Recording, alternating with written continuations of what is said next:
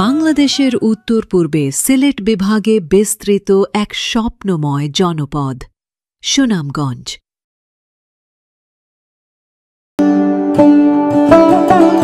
সুনামগঞ্জ নামের পেছনে আছে এক ঐতিহাসিক গল্প। জনৈক মোগল সিপাহী সুনামদি বা সুনামউদ্দিনের নামানুসারে সুনামগঞ্জের নামকরণ করা হয়েছিল বলে জানা যায়। আজ এটি শুধু একটি জেলার নাম নয়, এটি আমাদের গর্ব, আমাদের ইতিহাসের অংশ।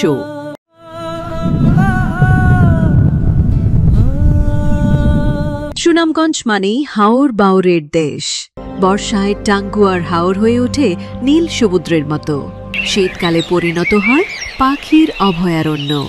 জীবনের সাথে প্রকৃতির মিতালি যেন এখানে রং ছড়ায়। প্রকৃতি প্রেমীদের জন্য সুনামগঞ্জ এক ভ্রমণ স্বর্গ। এখানে রয়েছে বিস্তৃত হাওর, বসন্তে লাল কমলা শিমুল ফুলে সমাদৃত শিমুল বাগান, জাদুকাটা নদীর স্বচ্ছ পানি, বাড়ির টিলার সবুজ, আর লাউড়ের গোড়ের ইতিহাস দর্শনার্থীদের মুগ্ধ করে। সীমান্তের ওপারে মেঘালয়ের পাহাড় যেন ডাক দিয়ে যায় প্রতিটি ভ্রমণ প্রেমীকে।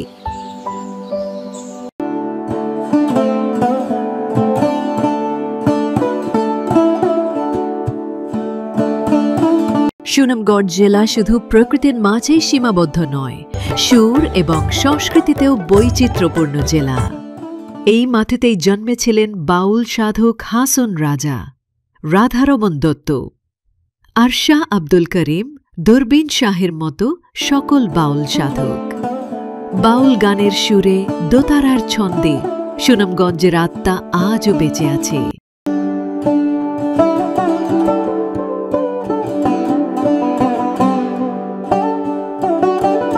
মাটির পিঞ্জিরার ভিতর বন্দী হইয়া রে, কান্দে হাসন রাজার মন ময়না রে।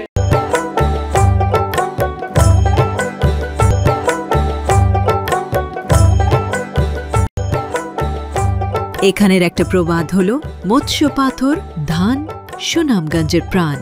এই জেলার অর্থনীতির মূল স্তম্ভ হল হাওরের মাছ, পাথর উত্তোলন আর ধান চাষ। দেশের নানা প্রান্তে সুনামগঞ্জের পাথর ও মাছের সুনাম ছড়িয়ে আছে।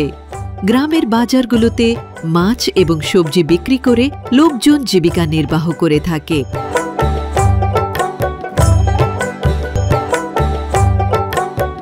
আমরা ভাটি অঞ্চলের মানুষ, হাওরে মাছ মারি খাই। প্রকৃতি, সুর, ইতিহাস আর সহজ সরল মানুষের মানবিকতার মিলনস্থল সুনামগঞ্জ। আমাদের গরিব এলাকায় বেড়াইতে আইছেন, কিত্তা আর দেখবা, চারদিকে খালি ফানি আর ফানি, হাওর আর হাওর।